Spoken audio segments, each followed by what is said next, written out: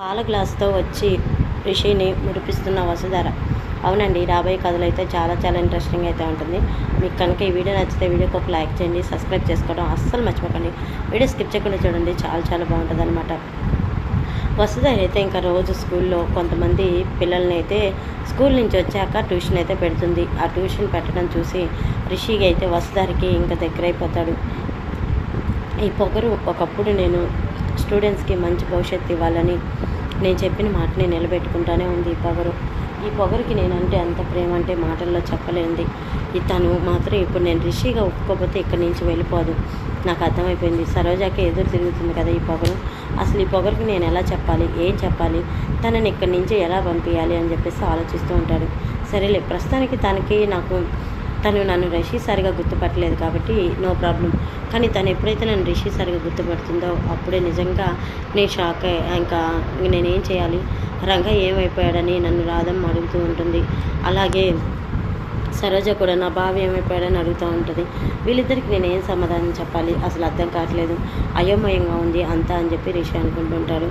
సరే అయితే ఇంకా వసుధర అయితే ఇంకా రిషిని ఎలాగైనా తన సొంతం చేసుకోవాలి, తను నా భర్త అని చెప్పి ఇంకా సరోజత అయితే పందెం పెడుతుంది కదా. ఒకరోజు వసుధర రిషి నిద్రపోతూ ఉండగా వసుధర అయితే చాలా అందంగా రెడీ అవుతూ ఉంటుంది. అందంగా రెడీ అయ్యి వైట్ చీర కట్టుకొని ఇంకా అటు ఇటు గార్డెన్లో తిరుగుతూ ఉండగా రిషి అయితే ఏంటి పొగరికి ఇంకా నిద్ర పట్టలేదా, ఎందుకు నన్ను ఇలా సతమతం చేస్తుంది అని చెప్పేసి ఇంకా అటు ఇటు తిరుగుతూ ఈ పొగరితో నాకెందుకులే, నేను పడుకోవటమే బెస్ట్. ఇప్పుడు కనుక నేను ఖచ్చితంగా రిషి నన్ను తెలిస్తే ఈ పొగరు మాత్రం నన్ను వదిలిపెట్టదని రిషి అయితే కళ్ళు మూసుకొని పడుకుంటాడు.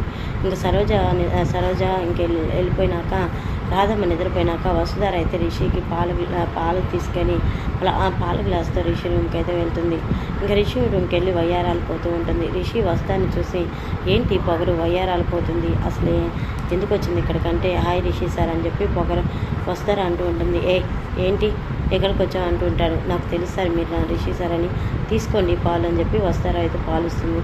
ఏంటి అక్కడ నాయనమ్మ చూసిందనుకో ఏమవుతుందో తెలుసా, అయినా నీకేమన్నా మెంటలా, వెళ్ళి వస్తారు ఇక్కడి నుంచి వెళ్ళు అని చెప్పేసి వసుధరని పొమ్మంటుంటాడు. వెళ్తాను సార్, మీరు రిషి సార్నే అని ఒప్పుకుంటే ఖచ్చితంగా వెళ్తాను, ఇప్పుడే వెళ్ళిపోతానని వసుధర అంటూ ఉంటుంది. సరే అయితే నేను రిషి సార్ని అసలు ఇక్కడ ఎందుకున్నాను ఏంటి అనేది నీకు అంతా తర్వాత చెప్తాను, ఇక్కడి నుంచి వెళ్ళు అని చెప్పేసి రిషి అయితే వసుధర గట్టిగా వార్నింగ్ ఇస్తూ ఉంటాడు. వెళ్తున్నాను సార్, కానీ మీరు రిషి సార్ నాకు తెలుసు, మీరు రేపు ఉదయం కల్లా ఇక్కడ రంగాగా ఎందుకున్నారో నాకు తెలియజేయాలి, అంతే నేను వెళ్తున్నానని చెప్పి వసుధర పాలు అక్కడ పెట్టి కోపంగా వెళ్ళిపోతుంది. చూసారు అంత పరిపూర్ణత బీజ రూపంలో అందరిలో ఉంది. మన ఆవాసము దృక్పథాన్ని అలవర్చుకొని అన్నిటిలో ఉన్న మంచినే చూడటానికి ప్రయత్నించాలి. మనం మూల కూర్చున్న దేహంలోని మనసులోని లోపాలను గురించి దుఃఖించడం వల్ల కలిగే ప్రయోజనం ఏమీ లేదు.